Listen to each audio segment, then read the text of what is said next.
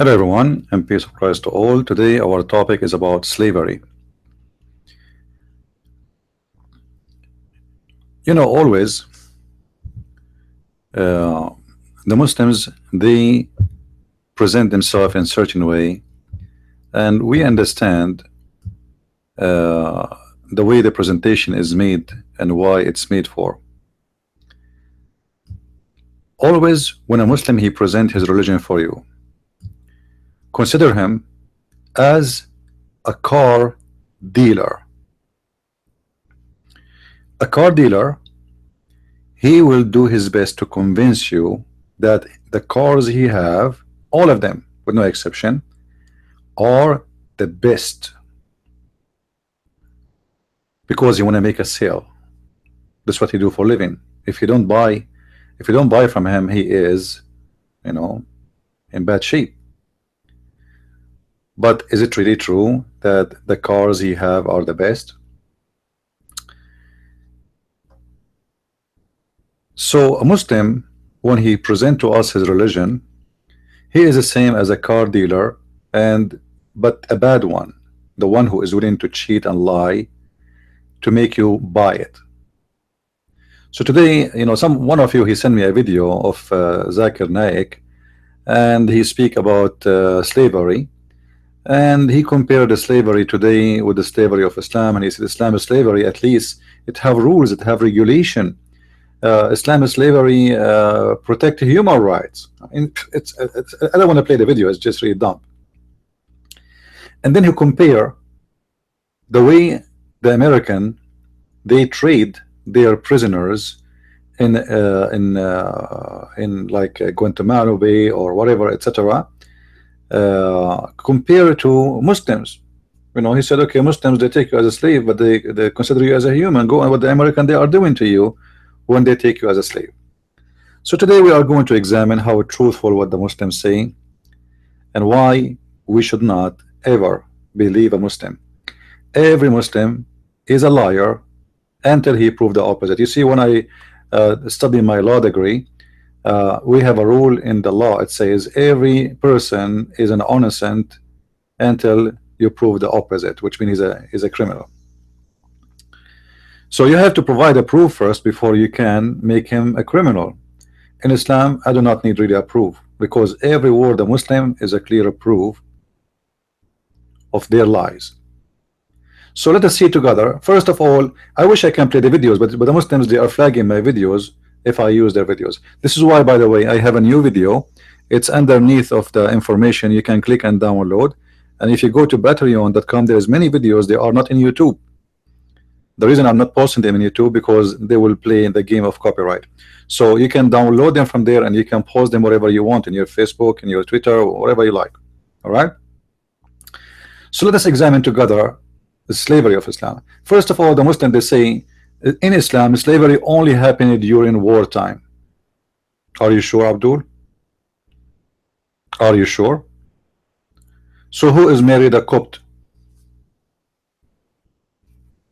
Mary the Copt and her cousin Ibn Jurayj, and many of people who Muhammad, he received them as gifts.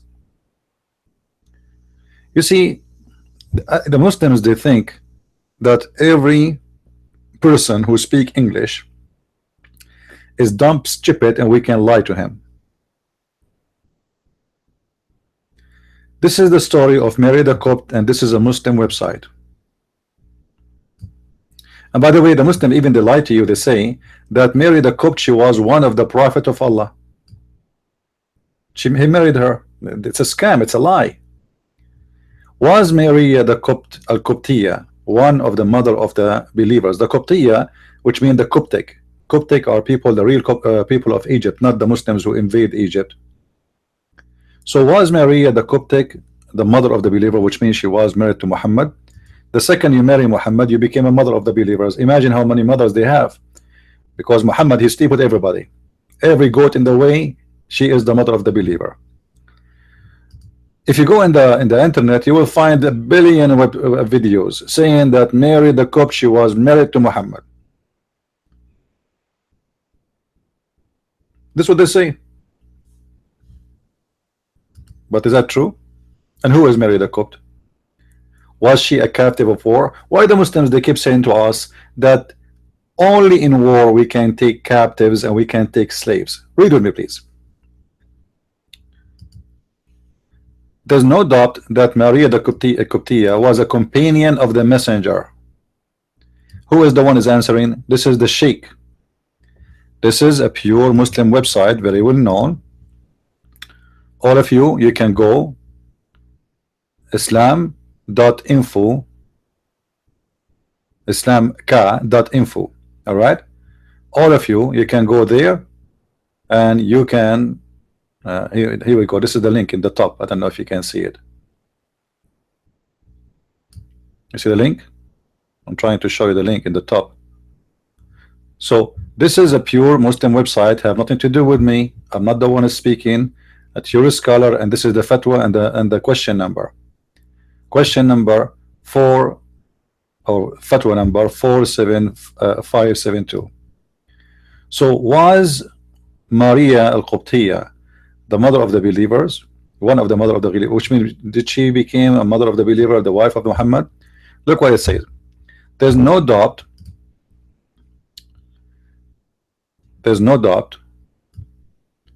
that Maria al-Qibtiyya was the concubine of the messenger, and she bore him his son Ibrahim. By the way, this is a lie that Muhammad he cannot have kids, but we will go with it, no problem. So this is the question. This is not the answer yet. This is the question. Can the title the mother of the believers be given to Maria al-Qibtiyya or not? The answer. Okay, what is the answer? Let us see. The Prophet, and by the way, you see in English it says peace, blessing, peace upon him. This is a lie too, because the word after the name of Muhammad, always Muslim they use, is sallallahu alayhi wasallam. If that means a blessing, then how come the word sallallahu alayhi wasallam does not appear after any other prophet name? Simply because it's mean Allah pray on him and salute him, not peace and blessing on him. But because the Muslims are ashamed of translating the accurate meaning, so they give you this meaning. The Prophet did not marry the Qibtiyya. Okay, now so we got the answer. He did not marry her. All right. So what he was doing with her? He was one of the women he sleep with. Okay, why he is sleeping with her? According to what? What gave him the right to sleep with her? Rather, she was a concubine who was given to him by Al-Muqawqas. Okay, so Mary the Copt, she is a female woman from Egypt, Christian woman. She been given as a gift slave to Muhammad. And what Muhammad, the prophet of Allah, he do, the prophet of mercy, the prophet who hates slavery, he accepted the gift and he start, excuse my language, raping the little child, because she came to him as a child. By the way, she came to him very young. Now if Muhammad is a person against slavery, let us say for the sake of argument, somebody sent me a gift, I came to my door, he knocked at my door and I opened my etc., and then I found FedEx or UPS delivering me a girl, and supposedly I'm a prophet who is against slavery. Why Muhammad did not accept the slave and free her right away? He's a person against slavery. Instead, Muhammad, he took the slave to the bedroom and he was raping her all his life.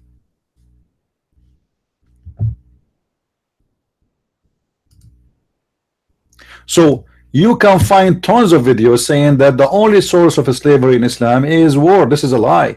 Muslims buy slaves, sell slaves, receive slaves as a gift, exchange slaves, and this was a very normal practice for Muslims long after Muhammad, not in the time of Muhammad only. So what they say about that, it was a pure lie. Even her sister, she came with her. You know, the gift was a big gift. Wasn't only Mary, but because she was the beautiful, Muhammad he chose to favor her, to sleep with her. But otherwise, there is other slaves. Some stories they say up to 100 slaves as a gift. All of them Muhammad he accept them. And yet they say to you Muhammad was a poor man, but Muhammad, he have enough money to feed the slaves. Because you know, when you have slaves, it's not just having them. I mean, you have to have a house for them, you have to have a shelter, you have to provide them, because yes, they work for you, but still you have to spend money on them.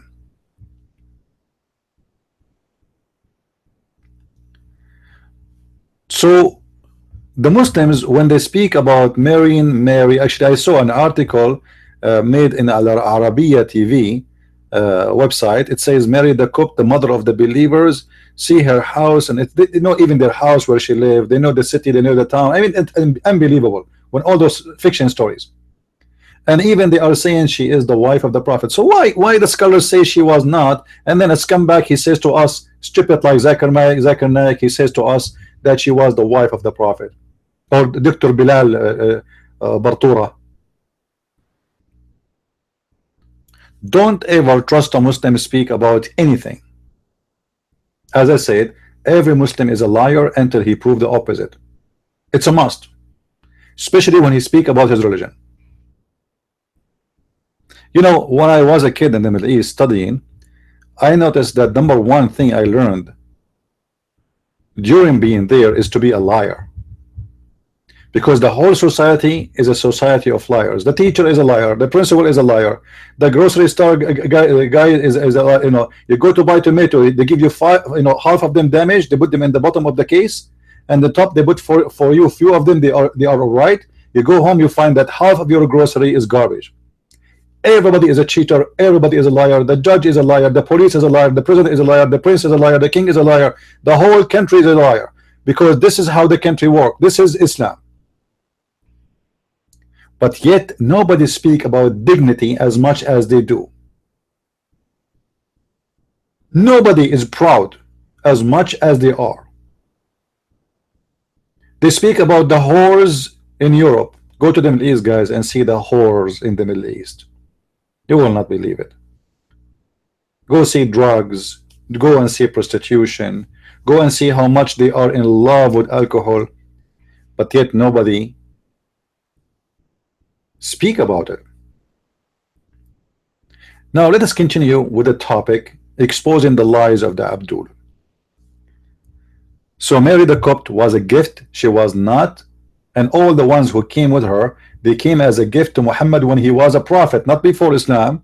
And Muhammad accepted gifts of a human being, which means in Islam you can give a person a gift, and that gift is a human being to be your slave. So stop lying Muslims saying, oh, this has happened only during wartime. What you can do, you know, we have to take them as slaves. That's a lie. Now Islam gave regulation for slavery. Islam put rules for slavery. Like what? Like what? Like what? If a man he touched the vagina of a slave, he must buy her. Like what the heck? Because what they used to do, they used to place a woman in the stage, in the display, and then the buyers, they start touching her. You can touch anywhere, but if you touch her vagina, then you have to buy her, according to some scholars.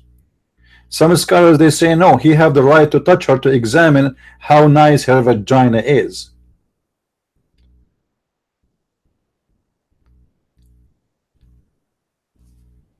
There's a country, it's called Mauritania.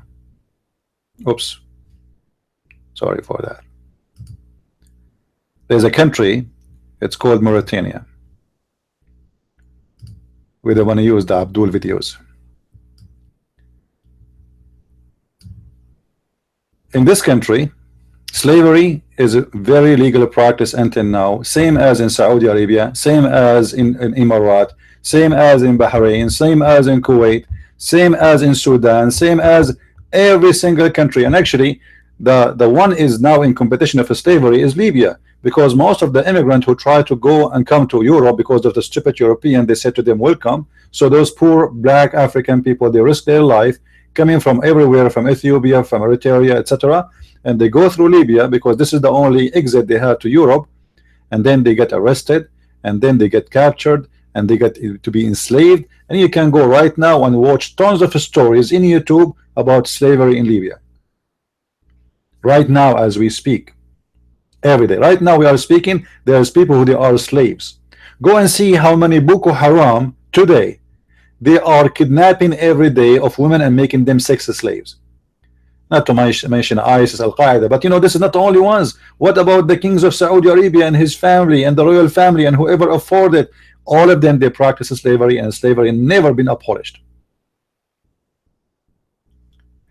There is a revolution in history. It's called the revolution of the Zinj. I'm sure many of you never heard of it. The revolution of the Zinj. Zinj, by the way, is a word present the black Negro, the Negro. So simply the word mean the revolution of the Negro. Now, what revolution we are talking about? When you hear this, you think you are talking about Africa. You think you are talking about somewhere in Africa, but this is not. This was in Iraq. This was in Iraq, in the city of Al-Basra. Let me zoom in so you can read. In the city of Al-Basra. Okay, what was the situation of the city of Al-Basra? There was hundreds of thousands of black slaves. Hundreds of thousands of black slaves owned by Muslims, owned and captured by Muslims, and not from war. You see, there's no war.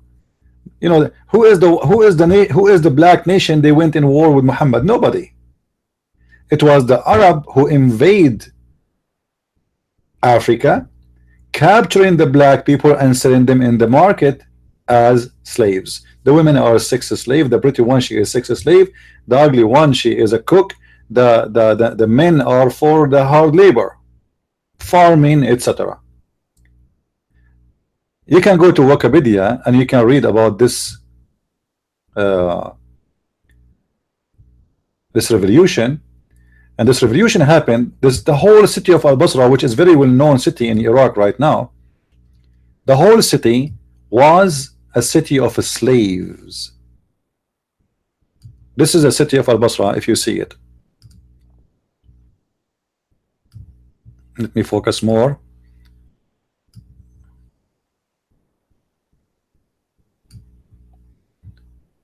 Do you see it? This is the city of Al-Basra. The city was one of the biggest community of slaves maybe in the world at that time. Hundreds of thousands of black and black slaves only were gathered in the city,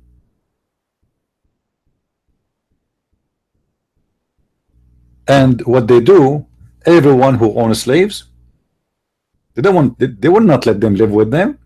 You know, for those Arab white people, those black slaves are disgusting. So what they do, they put them in a very bad, harsh place. Like it's like a they build their own shelter from nothing. I mean, like they have no life.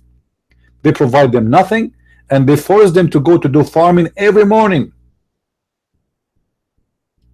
The Arab, the white Arab, they do nothing. They just watch and live and enjoy their life. And the black slave is the one who feed them. He is the one who do the farming. He is the one who make the food for them. He is the one who dance for them. Dancers, I can show you how Muhammad, he have Ethiopian dancers in his wife, in his house.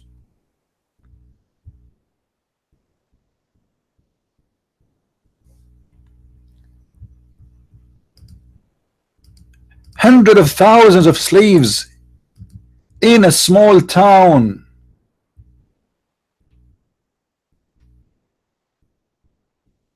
Cause a revolution, because those slaves, they said to themselves, why we are accepting this? Why we are accepting this? Let's have a revolution. And they wage war, and they are right. The Arab, the white Arab, they were sucking their blood,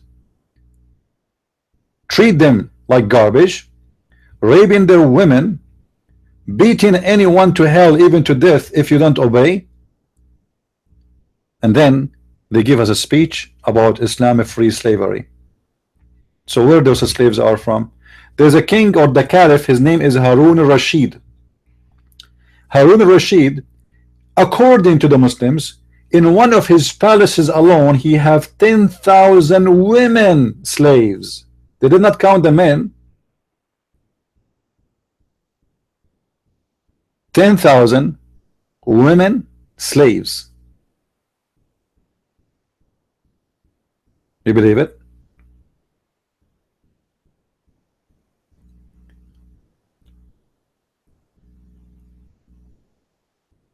However, by the way, those slaves, they were not only in Al-Basra. If you look with me here, with this area and territory, you will see later the black slaves, they were able to control all those cities, which I don't know if you can see them. Let me make a mark on them.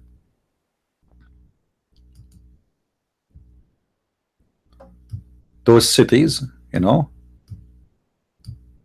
And this is telling you how huge was the number of those people. To the point they were able to overcome their owners.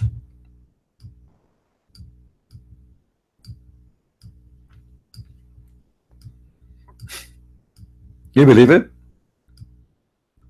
Which means the slaves in Iraq population was a lot more than the white Arab population. And yet the Muslims, they give us a speech about slavery. That's why always, my friend, I say don't ever trust a Muslim saying to you anything. Every Muslim is a liar until he proves the opposite. It's in their blood. It's in their system.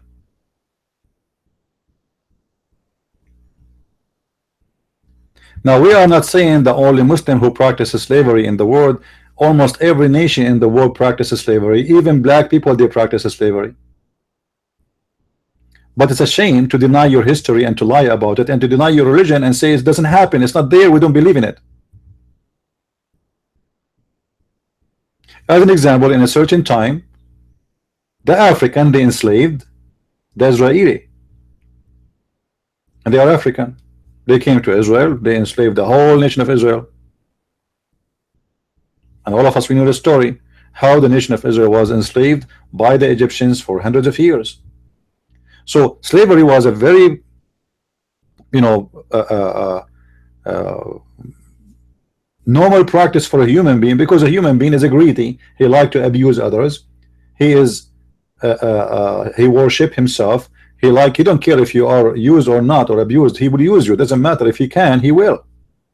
So this is a practice happened by the black, by the white, by Chinese, by Asian. Everybody have slaves. But the shame is that Muslims are the only one who try to make their history empty from it, and their religion specifically have nothing to do with it. If we go to the Quran, and maybe it's time to go there and see what the Quran is speaking of slavery.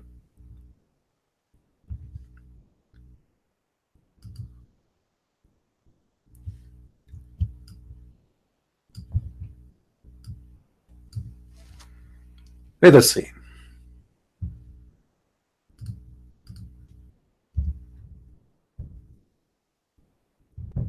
Guys, I hope my voice is good. Is it clear to you? Do we have any back noise or anything? Because I have Jibril in my back. A Muslim have a license to sleep with everybody, including orphan, which I find very stupid from a person who speaks of God. He say, don't, if you are afraid not to be fine and just with the orphan, then go and F whoever you want of women. What the heck? By the way, the Muslims, they say to you that the word inkahu mean go and get married, and that is not true, and we can prove it easy to be a lie again. The word inkahu here, this is the word inkahu. goes to all what is follow in this verse. And what does that mean? فانكحوا من النساء, so do nukah from women, 2, 3, and 4. And you're afraid, if you are afraid not to be just, so then 1. All right. Or whatever you own in your right hand possess. So if the word nukah mean marriage, how then the Quran used the same word nukah to the right hand slaves who they are not marrying them? Muhammad was doing that to Maria the Copt, and we showed you from the fatwa that he did not marry her. It's a lie. So this is not about marriage. The word inkahu is about having sex with women. So you can have sex legally, officially, with 2 and 3 and 4. And by the way, Muslims today, they practice that a Muslim, he can have up to 4 wives. But the fact, I believe strongly, that this is false. The earlier Muslims, they used to have sex with 9 women. Because the verse in the front of us says it clearly. Let me show you a translation, maybe better. You guys don't speak Arabic, so I will switch to one of the liars who translated the Quran. You know them. You know?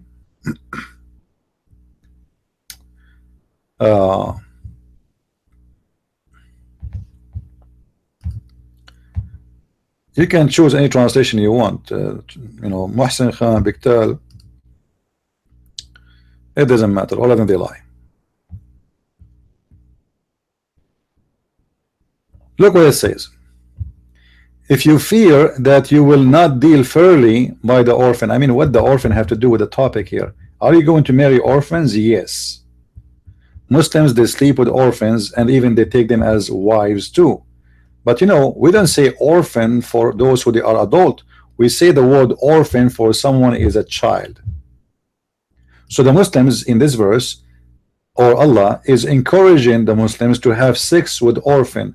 Orphan, he need care, he need love, he need, or she need, etc. A Muslim, he cannot afford to give you love and care for free. You have to open your legs for the honor, for the one who is sponsoring you. So the Quran is encouraging the Muslim to have sex with orphans, which means children. And here you will see the word inkahu appear in the translation as marry. Marry. But this is not about marriage. Why? Because it says you can have sex with your captives, your right hand possess. وَمَا مَلَكَتْ أَيْمَانَكُمْ. So this is not about marriage, you liars, because you have a right to have sex with those captives without marrying them. So why you are saying the translation here marry? Does the Quran order you to marry the captive? No. So what the Quran is saying, inkahu. So what inkahu mean? Have sex. This is why Muhammad, he says Allah curse those who do nukah to their hands. How you can do nukah to your hand? Have you ever seen somebody marrying his hand? Muhammad was speaking about a physical action, which is sex, which is simply in this case masturbation.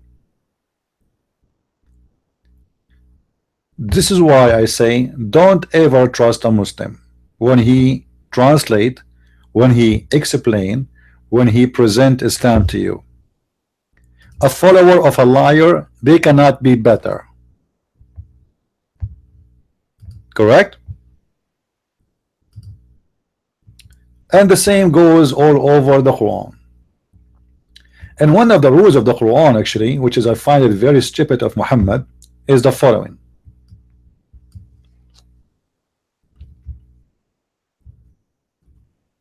Muhammad, he decided that in certain time he want to practice eye for an eye. He want to be like Moses.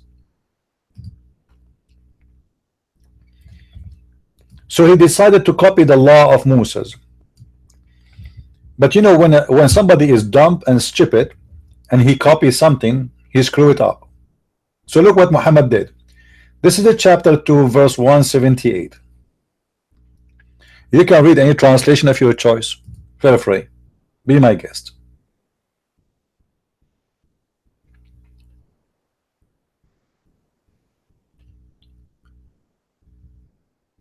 Read with me, please. You who believe the law of equality is prescribed to you in the case of murder. Oh boy. Let us make the text bigger so you guys can read it better. I think it's fine. Make it bigger, doesn't hurt. Especially for Muslims, because for Muslims size does matter. Even Allah, when he changed his shape, looked like he came in small shape, so the Muslims rejected him. So, oh, who you believe, all right? Oh, you believe, okay. The law of equality, are you sure? Are you sure? Okay. Is prescribed to you in the case of murder. So what is the law? Allah is talking. Please, everybody, listen carefully. The free for the free, like what? The slave for the slave, what? The women for the women. I mean, this is justice. Are you sure? Who is the dump here? So what Muhammad is saying, or his God, sorry, Allah. Anyway, Muhammad is the same as Allah.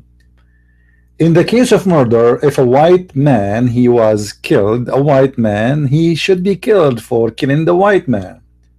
So this is equality. White can be killed if he killed a white man. Okay, what if a white man he killed a slave? No. Slave for the slave. So if a white man he kill a slave, we kill his slave. Eye for an eye.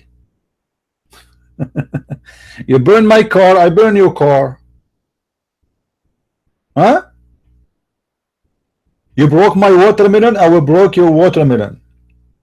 And a slave is a property. So you kill my slave, I will cause equal damage to you, and I will kill one of your slaves. Slaves for slaves. You kill my women, I kill your women. But this is not the right thing to do. And just to show you that Muhammad, after he fabricated this stupid law, he understood very well that people, they were upset from this law. It's very stupid and very dumb. And this verse later was abrogated. Like, what the heck? What? Abrogated. X. You can go and ask any Muslim, is this law is a practice? They will say to you, no.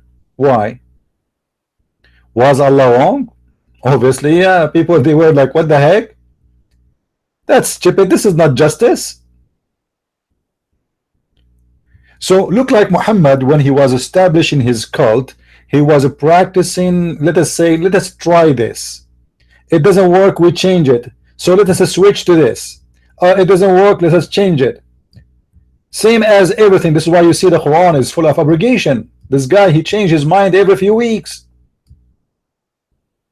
Sometime even in the same day.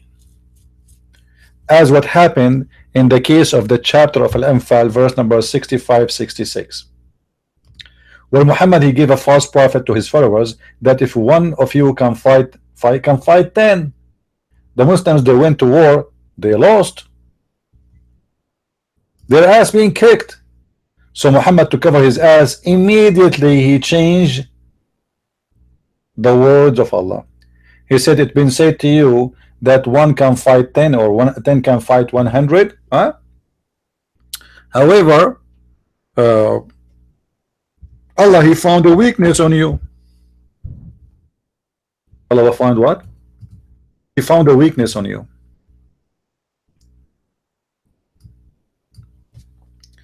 What is the weakness Muhammad he found? Simply, he found that his God, which is a fake God, he himself, he is making those verses, he made a stupid promise, and this promise cannot happen. So in chapter of Al-Anfal, verse number 865, as we said, look what happened. Muhammad, Allah says to Muhammad supposedly, "O Prophet, arose the believers to fight." He's encouraged them to fight. Don't worry, you will win. If there is 20 amongst you, patient and persevering, they will vanquish 200. Like, what the heck? 20 they can vanquish 200? Are you sure? Abdul, are you sure? 20 they can vanquish 200? The Muslim, they went to war because Allah told them 20 can vanquish 200. They went there and their ass was kicked badly. So look what Allah, right away in the same day, he made a verse to fix it, let's fix it. Okay, look like we exaggerated too much. So for the present, Allah has lightened your task, for he knows that there is weak spot. Weak spot in you? Are you serious? So Allah, he lightened your task, for he knows that there is a weak spot in you. Abdul, for God, for the sake of Allah, you're Allah, huh? Who is the one who have a weak spot? Allah or those people? I want to show you that the one who have a big weak spot is Allah.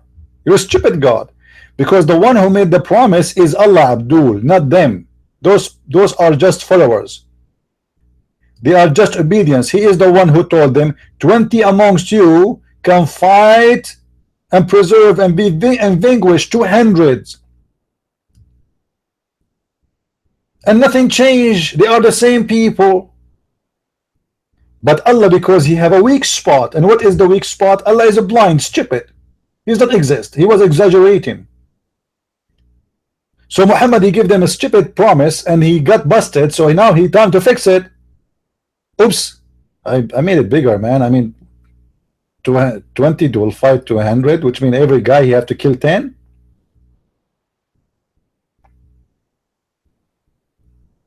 Look like everybody was in that army is Sylvester Stallone, and his gun never empty as an American movie. One person can fight 10. I mean, who in the world can believe this? And I can accept that this has happened if God wanted to win, but look, obviously your God cannot make it. Here we go. Allah, he is your God. He promised them that go rouse them to fight, go and fight, don't worry, 20 of you will fight 200 and you will kill them all and you will vanquish them. Do you see the word vanquish? Huh? 100 will vanquish 1,000, but there's no vanquish happened, and Allah, he ran to vanquish 10, which is close to Pakistan. So Muhammad always he gave false promises, always he got busted. This is why he kept changing, sometime in the same day, sometime after a few weeks. Do we have any Muslim here who don't agree with us? Please feel free. Feel free to defend your prophet, if he was a prophet. Now, the Zakir Naik, he spoke about what happened in Iraq and how, or in Afghanistan, and how the American, they treated their prisoners badly. Guys, we should practice the law of Islam on the prisoners. And I encourage the American, but I don't know, I mean, the one in the government are stupid, to practice Islamic law in every Muslim they capture, because according to Islamic law, a prisoner, he should be slaughtered. A prisoner should be slaughtered. And this is what Muhammad did with his enemies. And this is what even the Quran says. ما كان لنبي أن يكون له أسرى حتى يثخن في الأرض. Chapter 8, verse number 67. I see the same chapter we are reading from. It's not fitting for a prophet that he should have prisoners of war. So what he would do with them? Kill them. It's not fitted. Muhammad in the beginning, he was accepting ransom because he needed money. Now he have a lot of money. So what he do? He will not risk it. Kill them all. So he, in order to stop the Muslims from asking for ransom, because this became a business, so he had to make this verse saying it's not fitting for the prophet that he should have a prisoner of war, which means we slaughter them all. What is the prisoner of war situation in Islam? You see, we saw in Abu Ghraib, you see Abu Ghraib, what happened? They have a dog barking at the Abdul, they put water in his head. I mean, disgusting, disgusting. Let us see what the Muslims do if they capture you as a prisoner of war. Actually, you can go and watch any video of ISIS and you will know exactly what happened. Go and see how many people they are captured, crucified, and I will show you a story of Muhammad himself doing it. You see, they say to us, ISIS is not Islam. This is a story written by Muslims, which means this is one point of a view story. We do not know really what happened there. We do not know really what happened. This is what the Muslim report to us, so we did not hear the other side of the story, which means those victims, because I am sure that the story is not what the Muslims they say to us. However, the story here, according to the Muslims, that there is a group of people who converted to Islam. They stole camels and they killed the shepherd and run away. All right. Obviously, based on this story, those guys are criminals. What is the punishment of criminals in Islam? Execution. Me, my problem, by the way, I have no problem to kill a killer. Honest to God. Execution, I have no problem with it, as long as it's by law. A person who killed, he should be killed. I don't believe that he should be taken to jail. No. You kill others, you took their life, your life should be taken.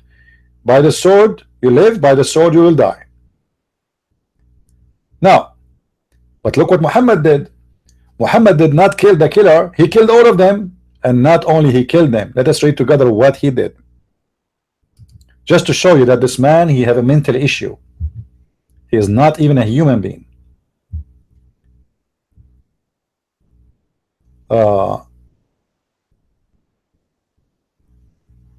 When Muhammad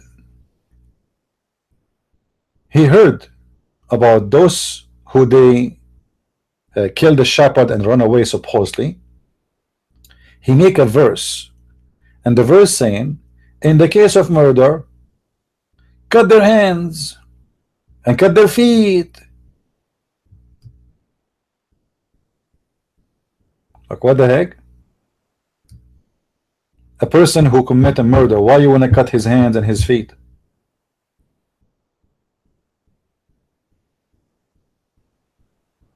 Why do you want to do that?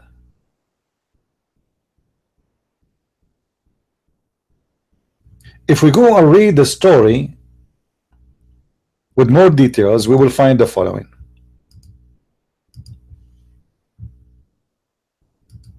There's a book, it's called the Book of Asbab al-Nuzul, which means the reason for the verse to come.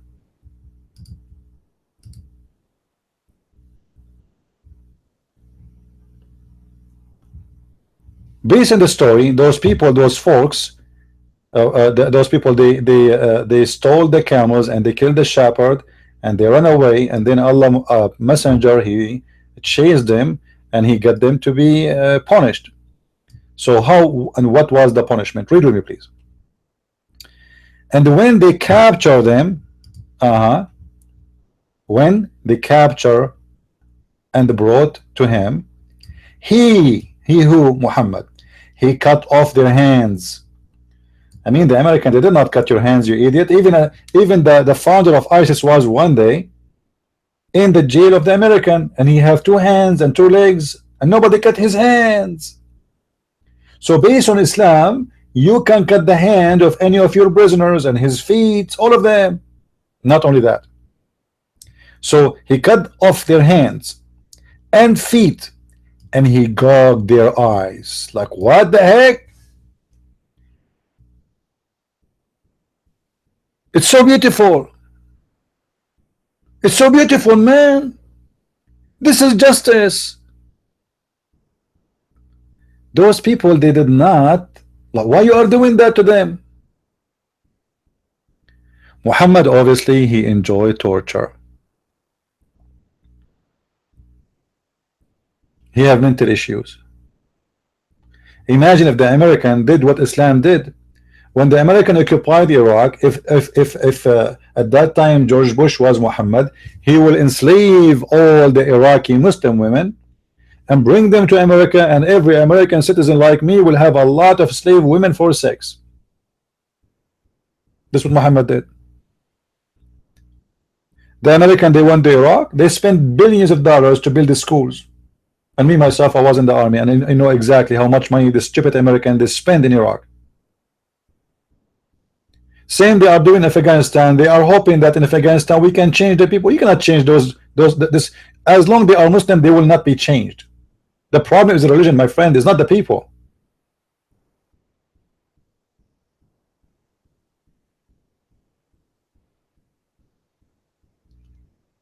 Yeah, they left Islam. They left Islam. You know, those story. They left Islam, but they say that they stole like the camels. By the way, those are their camels. Because when they converted to Islam, they shared their camels with Muhammad. But look like what happened. If this story is true, those guys, they converted to Islam and they lived for a while with Muhammad, and they found that he's a scumbag. But now they want to leave. So what they do? They want to take their camels, and there's a shepherd. Look like the shepherd, he resists, so they kill them. If the story is true. So a prisoner of war in Islam is not really exist.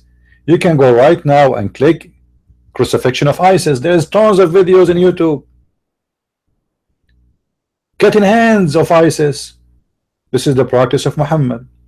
They cut their hands from the different direction, which means the right hand, and then they cut the left leg, foot, and then they cut the right foot, etc. So the opposite directions, and then they let you die and bleed slowly, and they gouge your eyes.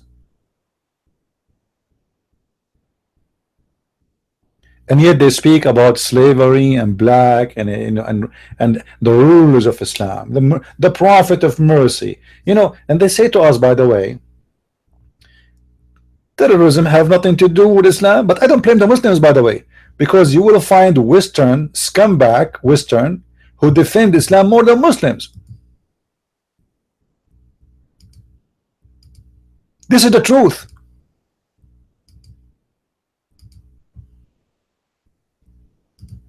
The enemies who they are fooling us is not really necessarily the followers of Islam. It can be your president, like the stupid Prime Minister of Canada, the Prince of England, the Crown Prince of England, and his wife, the whore, she was sleeping with Muslims.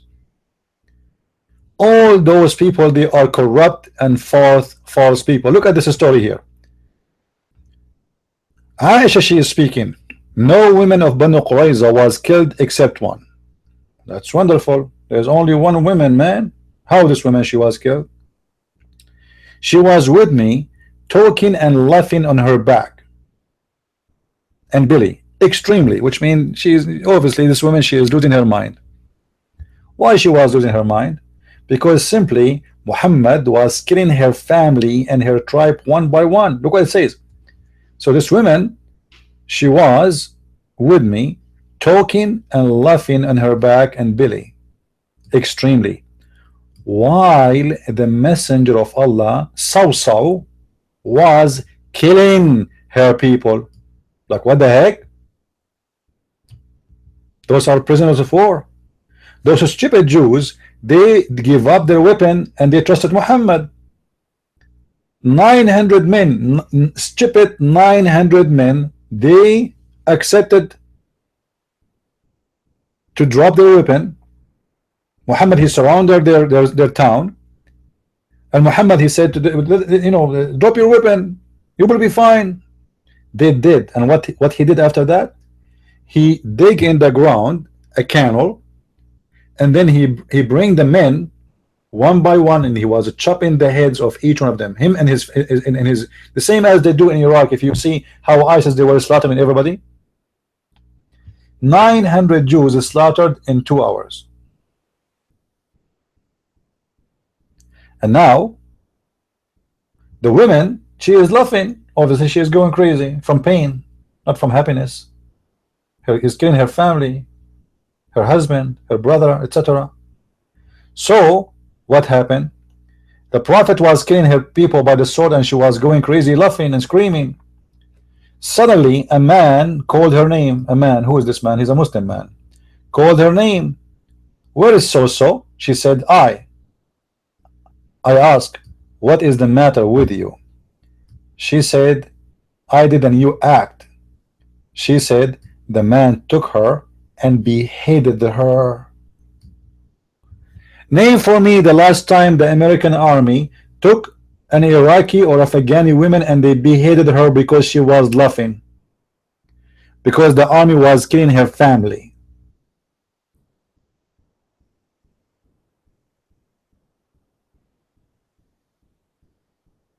And look, this woman, she knew she was going to be killed for laughing loudly, which means obviously she knew what kind of criminals they are.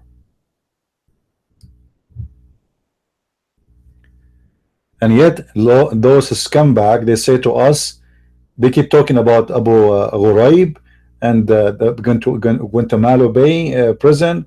Go and see in Guantanamo Bay, they have nice beds, even they give them Quran. You believe it?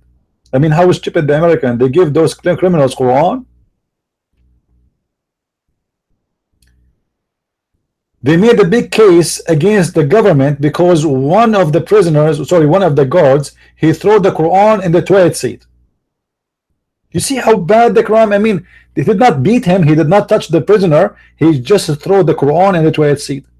A big story went big deal. Muhammad was slaughtering everybody. What will happen to an American soldier if the Muslims they capture him? The stupid Obama, he released all those who they were in the Guantanamo Bay and let them go. And guess what? All of them, they went back to fight with Taliban, Al-Qaeda, and ISIS. This is how stupid the American are.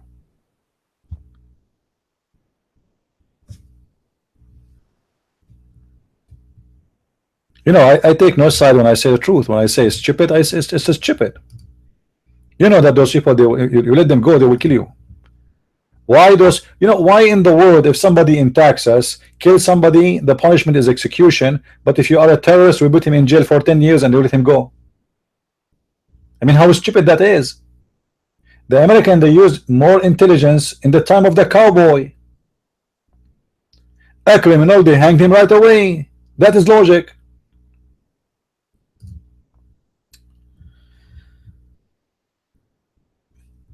Here there's a stories about, anyway, I don't want to read more and give you a headache about this, but Muhammad, he have a lot of slaves, sex slaves, servant slaves, and look what the Muslim, when they translate to you, they said Aisha, as an example here, she called one of her servant maid. What do you mean maid?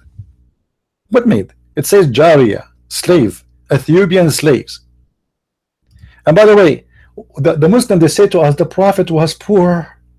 Do you know that the Prophet, when he died, he gave, before he died, he took a mortgage from a Jew and he gave him his weapon in return. What Jew? At the time when Muhammad he died, there was no Jews left. He killed them all. You're kidding who?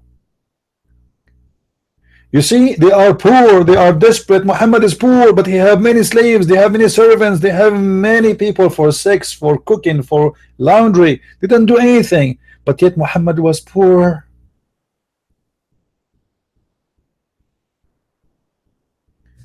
And by the way, in this hadith here, what the Muslim don't show you, do you see the word here? It says an-nabidh. You see the word an-nabidh? Nabidh is wine. So Muhammad, in his house, they used to make wine for him. She asked her slave servant, the Ethiopian, who prepared the nabidh, who prepared the wine for the messenger? The servant, slave, she said, I.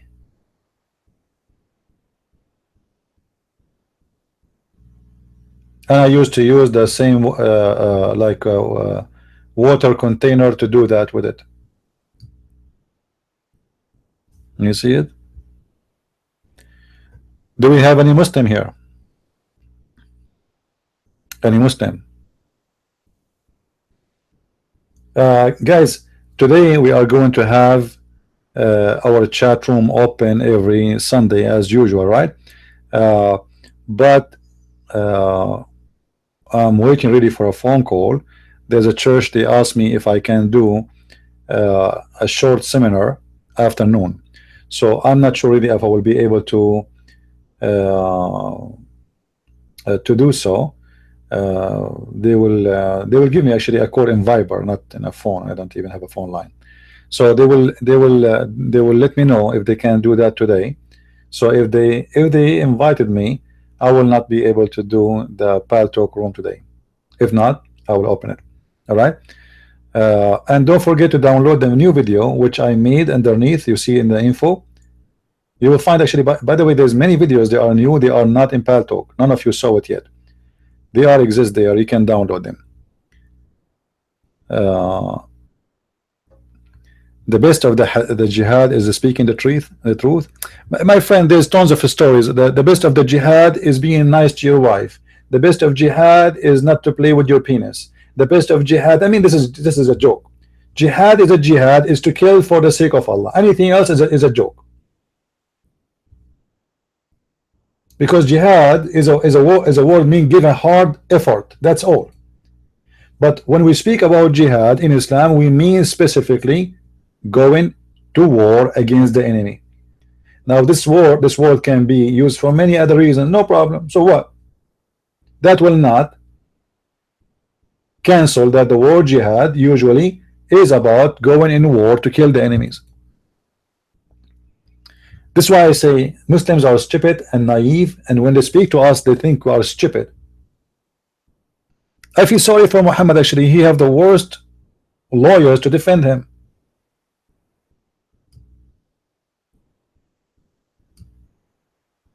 So what? You know, there's many words like, you know, okay, did Muhammad do jihad? Yes. Did Muhammad order the Muslim to do jihad? Yes. Okay, so what jihad mean? I'm going to type the word jihad right now in the front of you, huh? In the search engine. I'm not going even to pick up any word by my own or any hadith by my own. I will just type the word jihad. Whatever come with it, we will read it. Here we go. Jihad. As simple as that. Look at this. The best of jihad is doing Hajj. Here we go.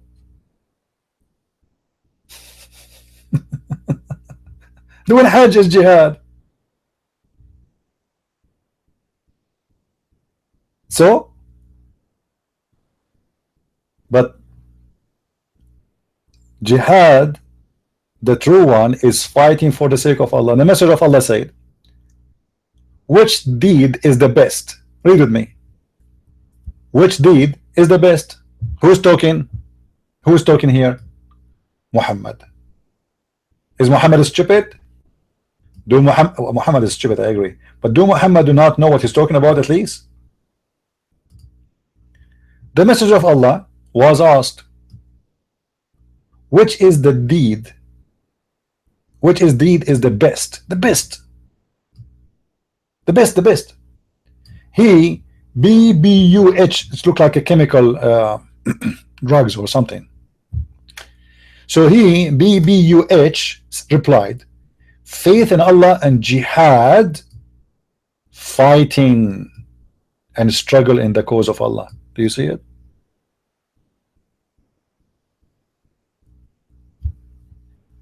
Do Muhammad do not know what he's talking about?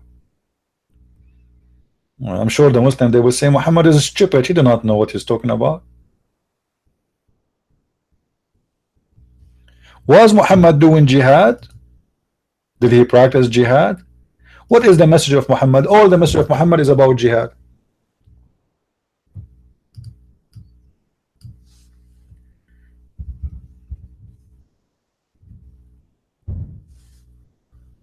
Oh, unbelievable. What is the best among men? He replied, a believer who strive in the way of Allah with his wealth and life. How you can strive with your wealth and life. Simply you give your life to Allah, you die. Muhammad, he said, I've been ordered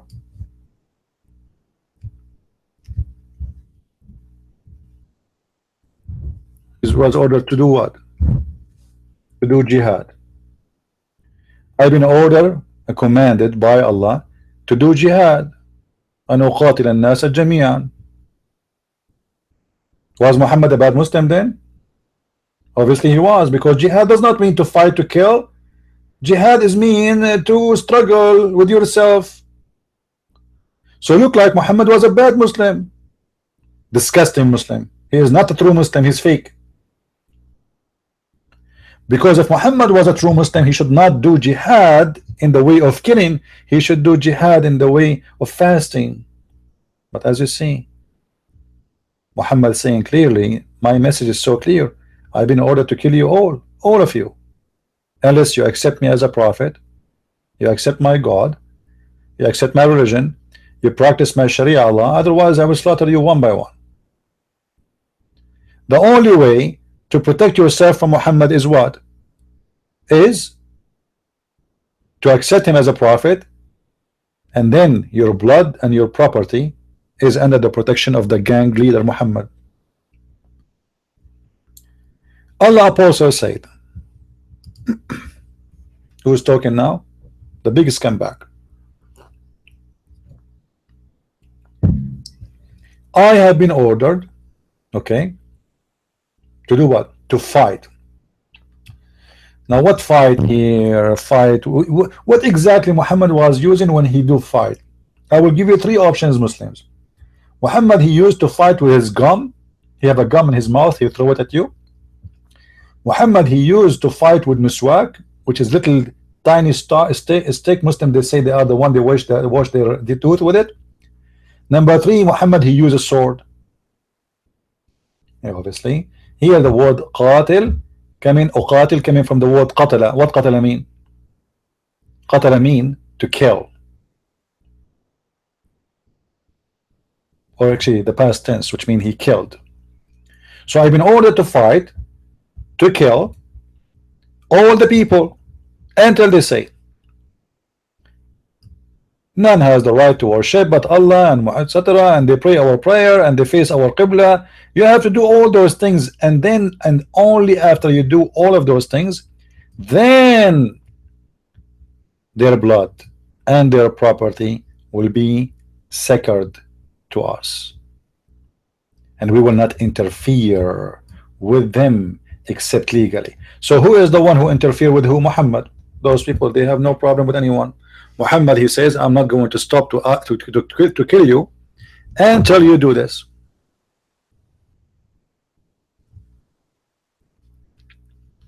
So again, my friends, don't ever accept a Muslim telling you a story, even if it's about Mickey Mouse. By the way, let me tell you a story about Mickey Mouse. Yeah, because Mickey Mouse is in the Quran and the Hadith. Muhammad, he know everything. I mean, man, this is amazing. Prophet Muhammad, peace upon him, unbelievable. He know everything. He is like a waka before the Wikipedia, and you know, he is the walking Wicca.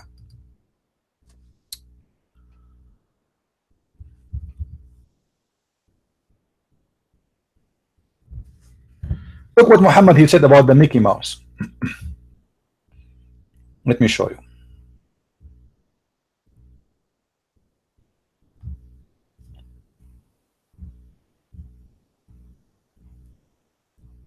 Here we go. I mean, this is amazing. Here you see that Muhammad is a person who knows everything. The Prophet said, a group of the Israeli were lost. Okay, nobody knows what they did. Look at the mystery here. I mean, look at the action. This is alone can be a movie. Somebody can contact the writer of Harry Potter. A group of the Israelis, they were lost. A group. Nobody knows what they did, but I do see them. Look, Muhammad is squeezing his ass, I mean his head. Except that they were cursed. Ew, man, that's deep. How he knew that? I mean, how this guy, he knew that there's a group of the Israeli are lost. He do not know where they are. He don't know where they're lost. He know nothing about them, but yet he know. I mean, look at the story, how connected it is. Except that they were cursed. But how you know they are cursed? Let us see the intelligence of Muhammad. Look, look, look, the story is coming. Hold on. Hold your horses. Except that they were cursed and changed into rats. Oh, man. Do you know the story about the princess who kissed the frog and the frog became a prince?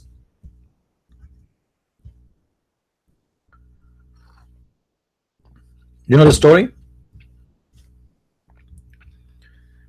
There's a woman, she saw a frog, she kissed the frog, and the frog turned to be a prince. Not a Christian prince, all right? A different prince in the story. So if you kiss a rat, we might get a Jew. What about we do that? Because obviously those Jews are rats and the rats are Jews. So Allah, he cursed them and he made them into rats. Actually, this link, sorry, it's this is not for the hadith. Hold on, I will pause it for you. This is for the search. Anyway, you can scroll down and you can find the hadith of the rats. And now look how Muhammad, he found out this mystery and this discovery. How Muhammad, he got to this conclusion? I mean, this man is a genius. Look, he just noticed something, and from that thing, Muhammad, he come to the logic of the intelligent, super intelligent genius. So he said, but I do not see them except that they were cursed and changed into rats. For if, look at this, take a note. Now the reason is coming. For if you put the camel of a she milk in the front of a rat, it will not drink it. But if the milk of a sheep is put in the front of it, it will drink it. Oh boy, those are rats who they are observing the law of Moses. They didn't drink camel milk. So Muhammad, he come to the conclusion that those must be Jews, because the Jews don't drink camel milk and rats don't drink camel milk. So both, they must be Jews. I mean, this is super intelligence. Who can beat this intelligent? That's amazing. That's so beautiful. Hold on, Abdul. If we put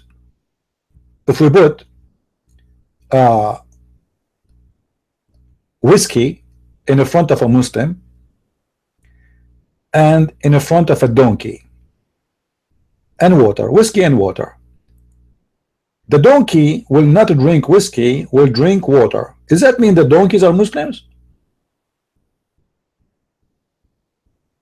I mean, are you serious? This is super intelligent, man. I never thought about this. That's amazing. That's so beautiful. Muhammad was the best genius ever. Muslims, hold on. Chickens, they eat shit, in case you do not know. So what do you think the chicken is? Because Muslims and chicken, they share many things. As an example, you drink the liquid shit, excuse my language, which is the urine. Because shit is two kind. There's liquid, we call it pee, and there's the solid one, we call it shit. I mean, no shit. So are you saying you Muslims are chickens? I mean, you Muslims are so crazy to believe in such a garbage man like Muhammad. You have a mental issue. Seriously, you have a mental issue. No wonder he was able to make you drink camel urine. And by the way, do you know how the story of the rats and the mice with Adam? Sorry, not Adam, Noah. Let me tell you this one, short one, short one. I will try to find it actually. Noah, when he put all the animals in the ship, and Allah, by the way, he asked him to put from every kind 2 bears, which means 4, not 2. However, when Noah, he put almost all the animals except the lion, he found that there was a mice in the ship, and Noah was really afraid because the mice will eat his food. So Allah, he made the lion have a flu, and this way Noah was able to carry the lion without any problem because he was so sick. So the lion, he have a flu. Noah, he carried the lion, he put him in the ship, and when the lion in the ship, he sneezed, and a cat came out of his nose. I mean, this is amazing. You can't even see that in the circ. The lion, he sneezed, and a cat came out of his ship, his mouth or his nose. Somebody talking about the black slaves again. Guys, nobody hate black people as Muhammad. Nobody. This is why this man, he said, kill every black dog. And we mentioned this hadith many times before. They asked Muhammad why we should the black, like, I mean, what is the connection with killing a black? Black is a black. It doesn't matter if he's a human or not. A creature, he was killed for being a black. What is the reason? He was a black. So if Muhammad see dogs, animals who they are black are an enemy, that's mean he consider black color is a color of the devil. And actually he mentioned, and I can show you, that the one who will destroy the Kaaba or try to destroy the Kaaba is a black man from Ethiopia. Read with me here.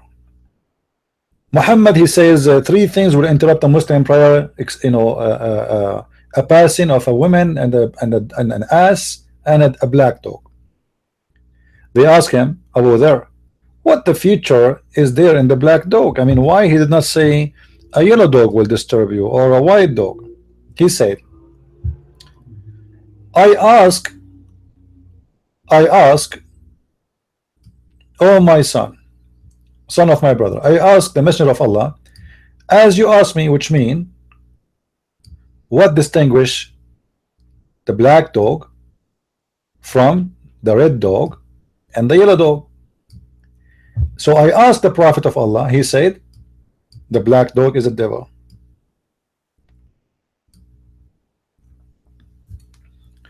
I mean, how clear that is, proving that Muhammad, he believed that being a black is a sign and the clear evidence that you are a devilish person.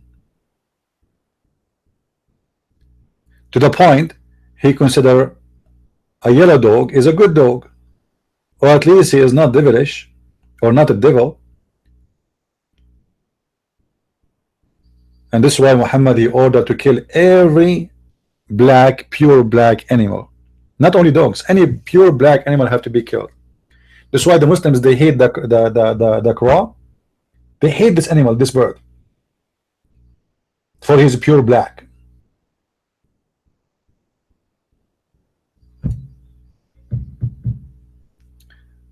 You're a white man with a black dog. I mean, I feel sorry for you. Anyway, don't forget, guys, to download the video I made just yesterday. It's underneath in the info. If you click at the Google Drive and spread it all over in YouTube. This video there actually is about a guy. He's speaking about a person who was insulting the Prophet, and a dog, he ate him alive. I mean, guys, I want you, if you have a dog and you can make a video, you don't need to show your face. I mean, just speak your dog, insult Muhammad in front of the dog, according to the story in that movie, that video, that the dog will eat you if you insult the Prophet. I mean, dogs will eat us for insulting the Prophet. Dogs are the last one to defend Muhammad, man. Muhammad, he ordered to kill the dogs, all of them. And then he changed his mind because people, they start complaining, saying, well, come on, we need dogs for our stock, for our sheep, for our, you know, we cannot kill all the dogs.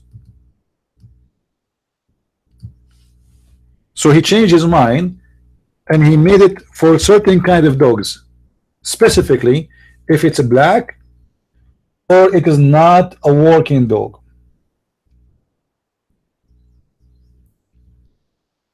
You see here, Malik related to me from Nafi' ibn Abdullah, etc. The messenger, may Allah pray on him and salute him, order the dogs to be killed.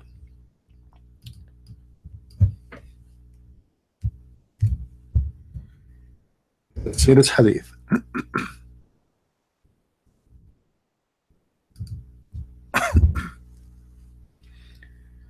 The messenger of Allah said, if you were not that dogs were part of a nation among the nation, then I would order that all of them to be killed.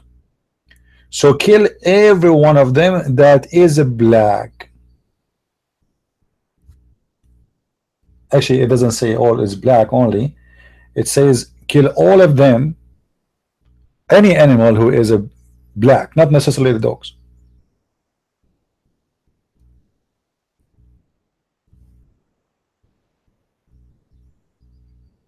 And look here in the hadith, in Arabic, the hadith is different. It says, وَالْكَلْبُ الْأَسْوَدُ الْبَهِيمُ الَّذِي لَا يَكُونُ فِيهِ شَيْءٍ مِنَ الْبَيَاضِ. Who is the Bahim? The one they call him Bahim. Is any, specifically here about the dog, the one which is have none, any white spot on him. So if you are unlucky dog and you have no white spot on you, you are dead.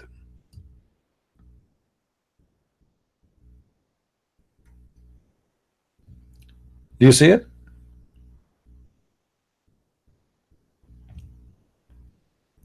I asked the Messenger of Allah about all the black dogs. He said, it is devil. You see it? I mean, this is super intelligence.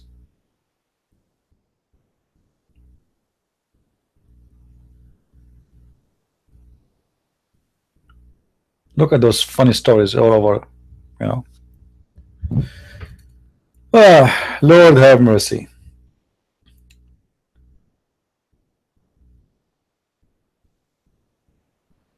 All those stories about killing dogs.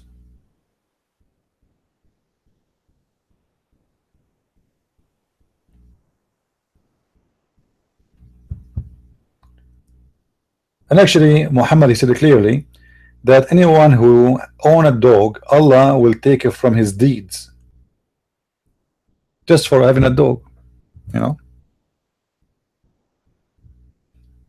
That's why Muhammad, he said the black stone used to be white like milk, but the sin of mankind made the black stone black, which means sin make you black.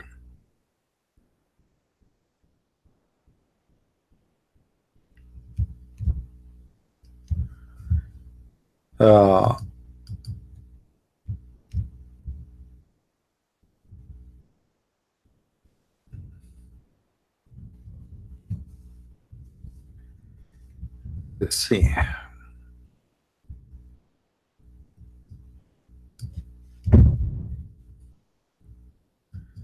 This search engine sometimes is not good. So do we have any Muslim here? Any Abdul? Anyone who don't agree with us?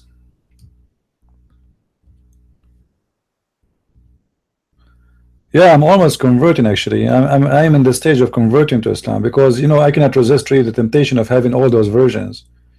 Especially I'm single, man. And in this earth I can't even find a woman to marry me. Each time I ask a woman to marry me, she says what? There's no men left? So if I convert to Islam, at least Allah will provide me with all those versions and he will force them to have sex with me. You can imagine they will be lined up like long line of women. I don't even know their names. All of them, they have one name. All the women in the heaven of Allah have one name, Hur, and all of them, they look the same, have the same look, the same face, the same eyes, the same lips, the same ears, and the same, you know, all of them the same size,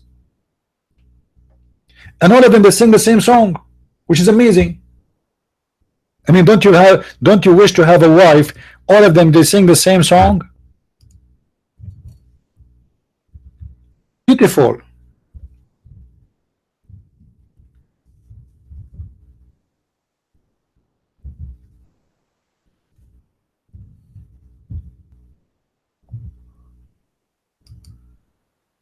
In the top of that, those hur which Allah will provide you, Allah will soften their skin and will take him 1,000 years to soften the skin of every one of them. So imagine how soft it is, man. By the way, the funny Muslim, they say to us that if Allah wants something to happen, he say B is going to be, but yet it's going to take him 1,000 years to make one woman her skin soft. But yet he can say B. If Allah wants something, he say B is going to be. Let me see. I'm trying to find you the song, the hur they sing for you in the heaven. I cannot find it. I'm not sure. Yeah, this search engine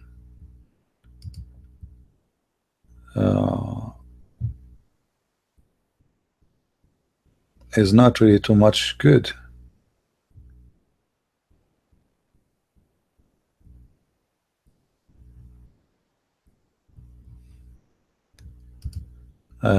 Still I will find it. I should be able to find it somewhere,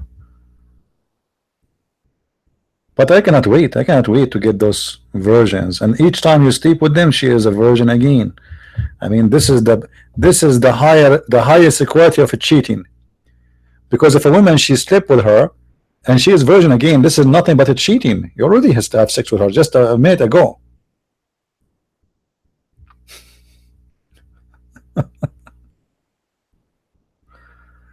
Oh Lord.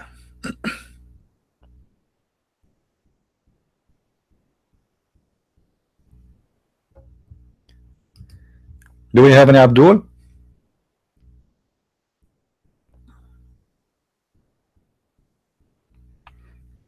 Any Abdul here?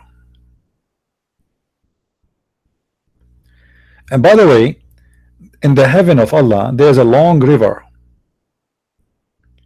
There's a long river. I don't know if I can find it, and this website is not too much helping. In this long river, there is hur in the two sides of the river, and they are naked, waiting for the Muslim to jump in the top of them. And you know what supposedly he would do. Yeah, I cannot find those hadith here.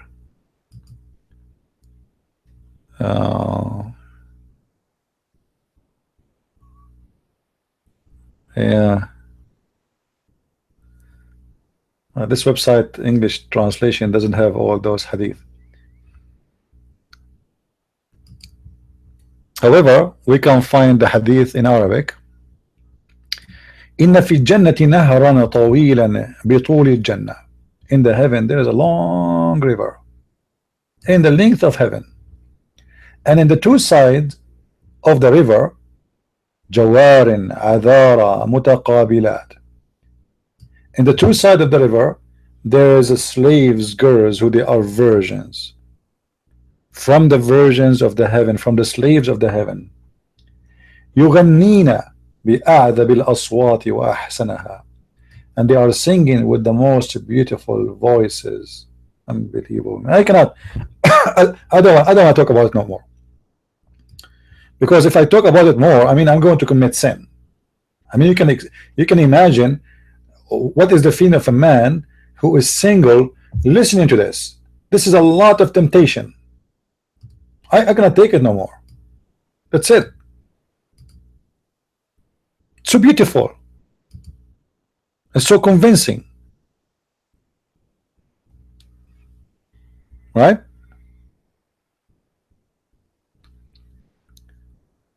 Anyway, well, right now I'm working a book. It's going to be about sexuality in Islam.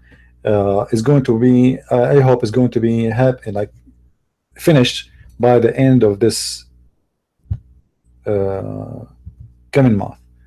Today is July 30, so in August, by the end of August, I will be finishing the book. And by the way, in the coming October, I will be in Europe. We just discussed yesterday with one of the brothers about me going there and doing some, maybe, I don't know, seminar or 2 or 3, I don't know how many.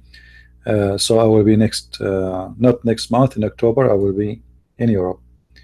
And then after that, in the winter time, I will be in Asia, for those who are in Asia. The Road of Islam is taking long with me because I need some books. I'm waiting for reference. I order some books from the Middle East, and they send them already, but look like the first books are lost. As usual, you know, maybe they stole them or something. I don't know what happened. So I'm waiting for those reference. So after I finish from this, that's why I started with the new book, because that one is taking longer. I'm trying to make the book as much as I can, the best way I can. You know, when you speak about something, you have to provide reference. You can't say I remember it says in the book of etc. You have to give the page number, etc., value number. So the book, The Roots of Islam, is still in the process, but it's taking long. Do we have any Muslim in listening to us? He would like to debate us? Anyone?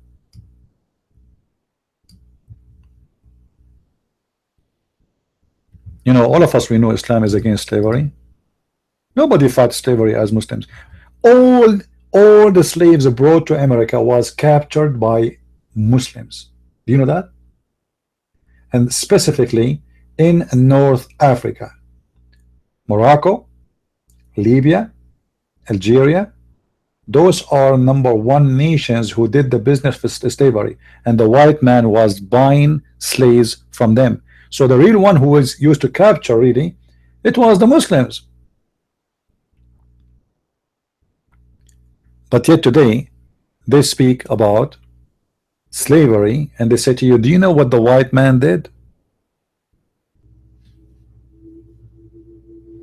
Do you know what the white man did? We know what the white man did, and we condemn what the white man did.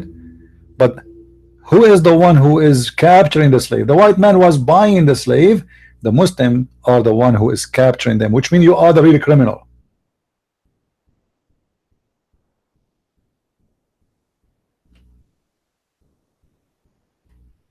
This is why we showed you the story of the revolution of the Zinj.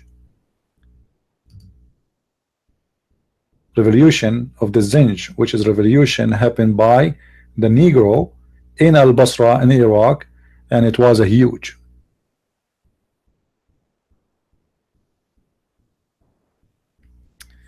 Talk about Tahrif. Yeah, we can talk about Tahrif, but maybe in different time, because now I'm almost done. As I said, there's a suddenly a group. You know, actually, what happened? This church, they called me a while ago, and they said they want me to do a seminar for them. And then they call me again, but I don't have a phone number no more. So they call like a number I don't have no more, and they left a message for me. And today I receive, you know, email from them saying that they are waiting for me to come to do a seminar. It's a small church, it's not a big church, you know. So I told them, really, I don't know. That's they said we are almost canceled, but maybe if you can do it today, we can still do, but we will not have the same number as we promised before, because we told the people that you did not answer us. So today I might do have a seminar afternoon, so I might not be able to open my Pal Talk room. I'm just waiting for them to confirm to me actually if still we can do it today or not, because I don't have a number, I don't have a phone,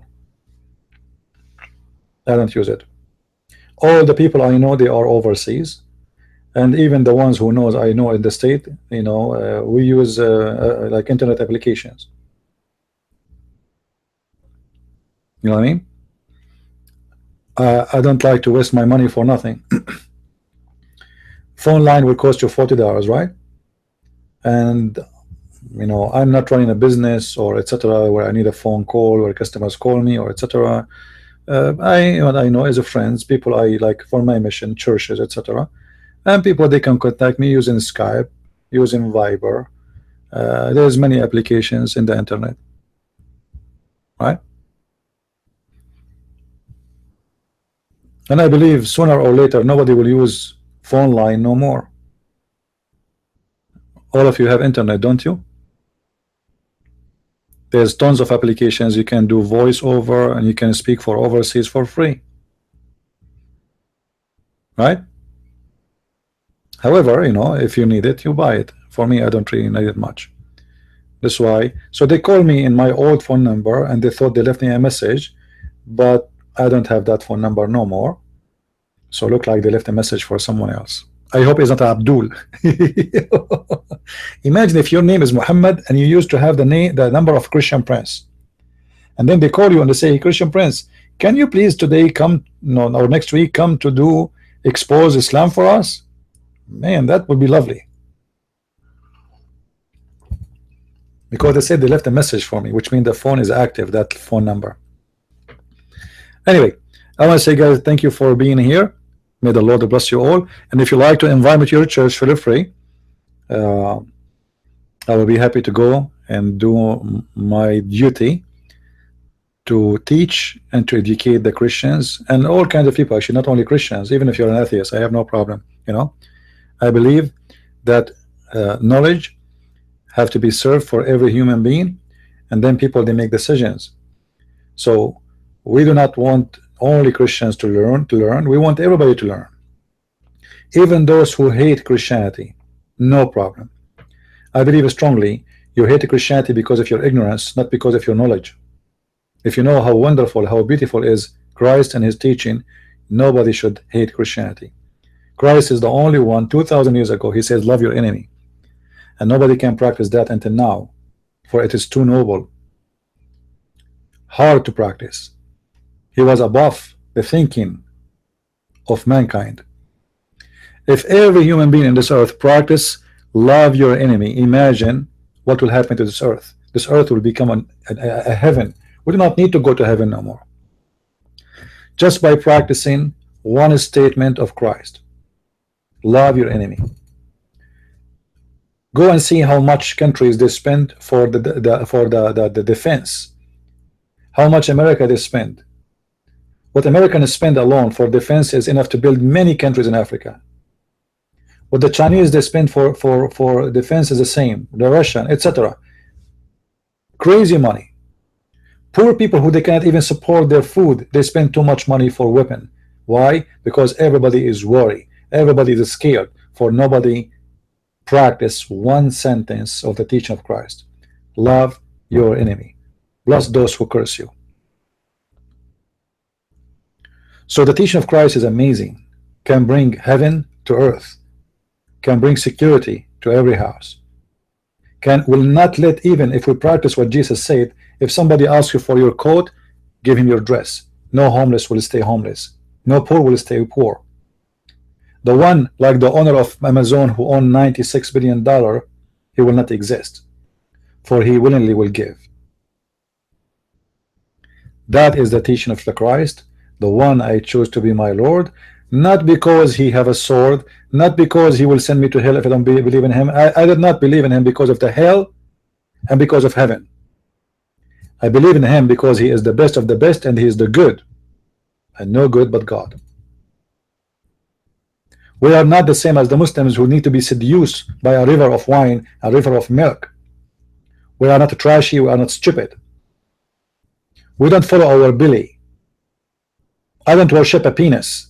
The one who worship a penis is the one who want to go to heaven to have sex, more sex, for he is a penis person.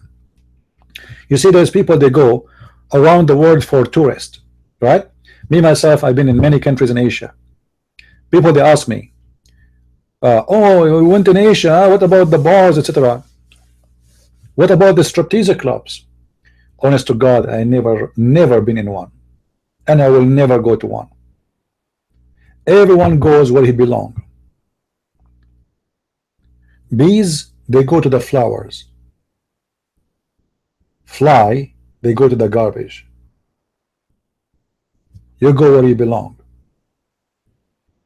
And I hope that those people, they are infected by certain kind of obsession, they will fix it and they will be overcome their sin. You know, always people, they speak against prostitution, right? I believe strongly that the first prostitute is the man who pay for prostitute. It's not the women. Because when you pay her, you made her job exist. You created the prostitution. People, they judge only the poor women. And many of those women, especially in those countries, poor countries, they've been forced into slavery of sex. They've been forced to kidnap when they are children. There's a human trafficking. Those are real stories. But always society, they judge the weak one. The strong one is a star. How many of you see a scene of an actor which you love very much? He is naked having sex in TV. How many of you? How many of you saw what his name, Tom Cruise, having a sexual scene? Sylvester Stallone, you name them, all the actors. But those actors, you love them, but the fact they are prostitutes, for they are getting paid to get naked and have sex in the front of the camera. If you are poor and you do the same, they will eat you alive. They will call you a hooker. They will call you a prostitute. But a famous prostitute is a star, is a hero, people want to take selfie with them, people, they want to give them a kiss, people want to give them a hug. This is the truth. When you are poor, you are the bad person. When you are famous, rich, you can be a lovely whore.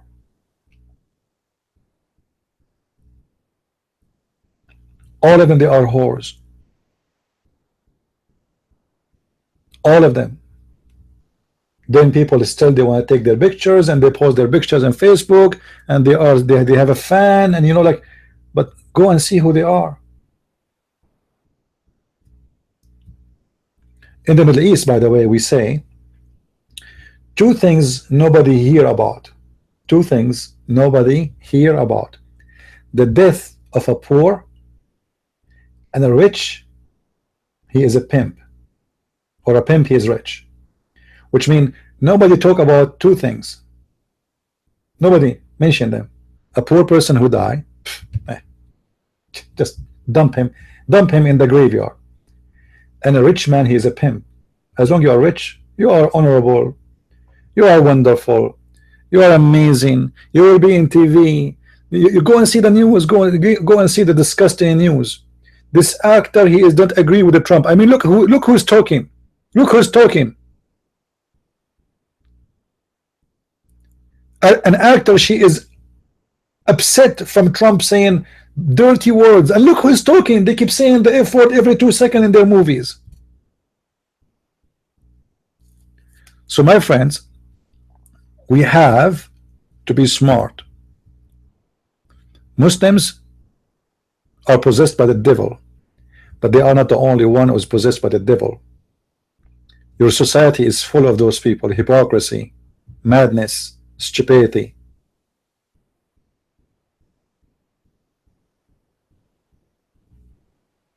All of them, they are living like whore, the men and the women.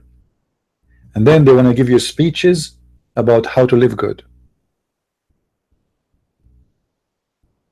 And many, sadly, they took of those actors the best example, when their life is the most horrible life. Go and see how they commit suicide, how they end dead in the elevator because they took too much drugs. Don't make those people your best example, for they are unhappy, they are miserable. Being rich and being star and those things will not make you happy, my friend. That's a very false idea. That's why most of them, they die a horrible way. Like, you know, there's a guy who was very famous in America. His name is what his name? an old singer.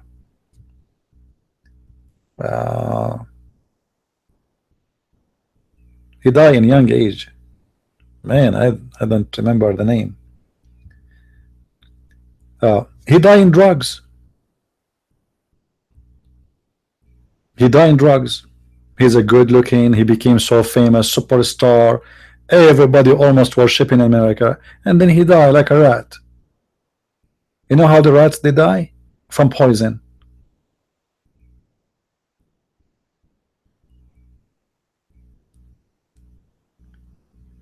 Those people, their life is empty and their brain is empty and they have no knowledge.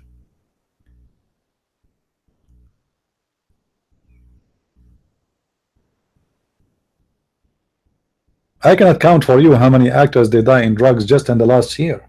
Just go and see every year. Elvis, yeah, Elvis. I'm talking about Elvis. Anyway, so the devil always he find his way to you. You become rich.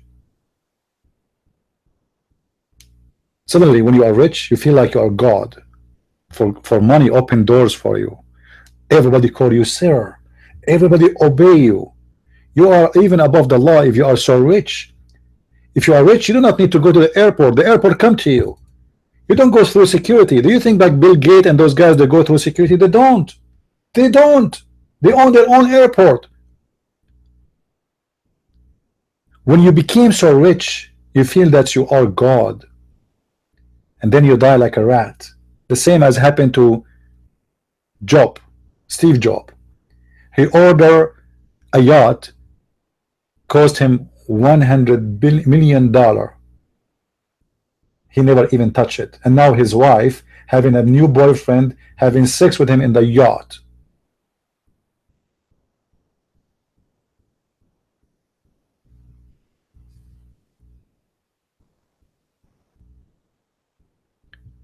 So don't let the world today fool you and make you a victim of the lies around you. Money should be serving you, not you serving the money. Money should be something beautiful to use and help the poor one, not to abuse them. I wish I'm rich. I wish. Because if I am rich, I will change a lot of things. I will make people rich with me.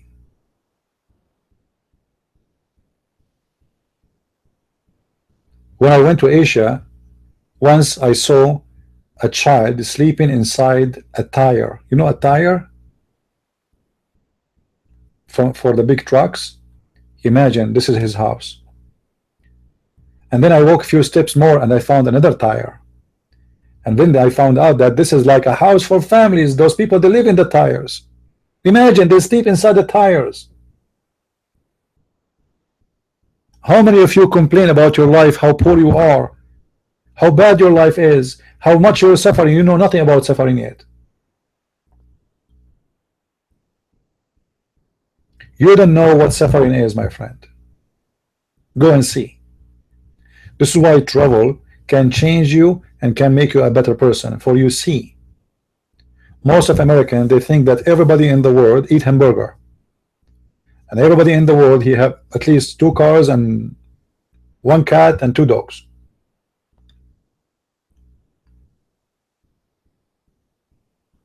My friend, appreciate what you have, for you are lucky. There's people until now, they never even have a phone in their hand. There's people until now, they dream even to have a sandwich in their hand.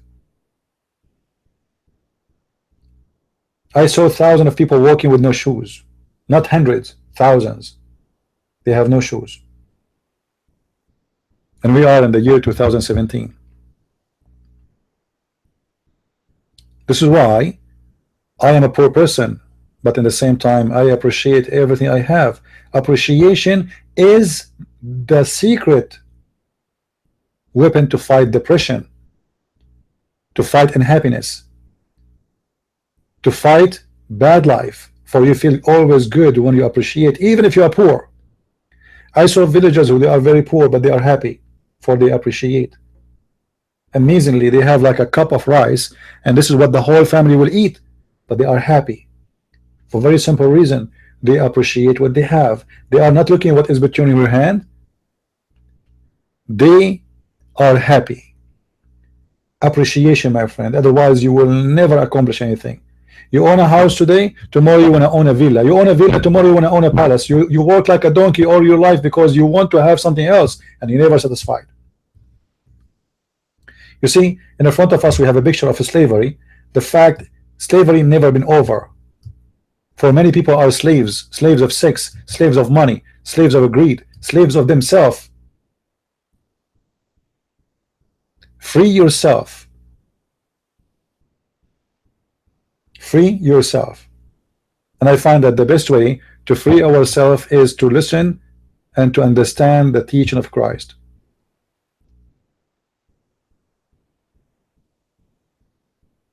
It helps you a lot. Don't depend on yourself only. You might be wise, you might be smart, but you might be deceived too, because always there's somebody smarter than you. And the easiest way to free yourself is to appreciate. You know what is my favorite meal? If I tell you, you will laugh. My favorite meal is tomato. give me one tomato, and some bread. I'm so happy. Honest to God, that's it. Even once my mom, she said to me, if you ever meet a girl, her name is Tomato, I'm sure you will marry her. For sure she was joking.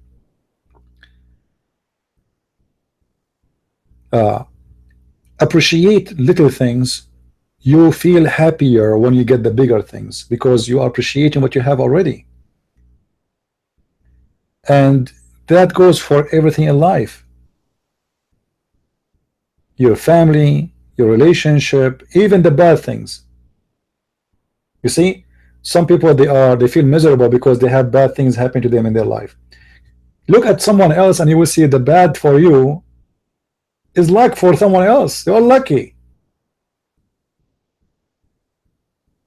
You know what I mean? What you think is a bad luck for you, it was luck for someone else. People, they wish to have what you have, but you are not happy with it because you don't appreciate. And that is the reason of depression and sadness.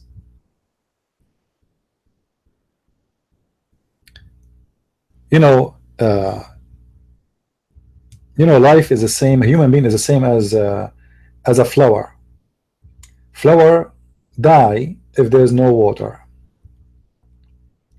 and the water of the body of the human being is his satisfaction, how much he is satisfied about what he do. And here I'm talking about accomplishment, which means whatever God he provide to me, I am satisfied with it. For sure I want to do better, I want to fight for better, but still I am satisfied. Especially when I do my own duty. Do your duty, live good, be happy, and don't look for what people says about you. If people get upset because you pray before you eat in the restaurant, who care? Be happy. You are not doing any harm to anyone. Don't worry about others, what they will say. Always thank the Lord before you eat, even if it's a piece of bread. Say, thank you, Lord, for providing me this. Because my friend, trust me, if you are a person who own $1 billion or a person who own a sandwich, both of you are going to eat a sandwich at the end of the day. He cannot eat more, you cannot eat more, and he will not take it with him to the grave.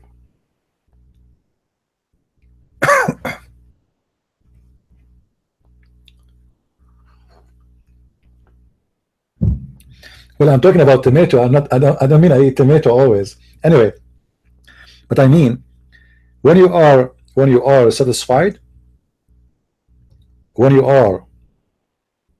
feel you are satisfied, this is coming from appreciation. A person who don't appreciate anything, he will never be happy. He will be selfish. He will be angry. He will die soon, because all those things, by the way, bring you to stress. You will look older. You find yourself, you are dying literally because you are depressed. Be happy, enjoy your life, and always appreciate. And with this, I want to say thank you guys for being with me, and I appreciate all of you. I don't know if you appreciate me, but you do or not, I'm happy with it. So I want to say thank you for being here. And again, later, if I did not go to the church which I am supposed to teach in, they are not far away from me actually, I will open the chat room. If not, then we open it next week. With this, I want to say thank you, and don't forget to download the video underneath in the info of this video. Click at Patreon. There's many videos you never saw before. They are not in YouTube because I'm using some videos of Abdul video. So, or you can download the new video. Click at the download link, which is drivegoogle.com, and you can download a new video. With this, I want to say thank you. May the Lord bless you all.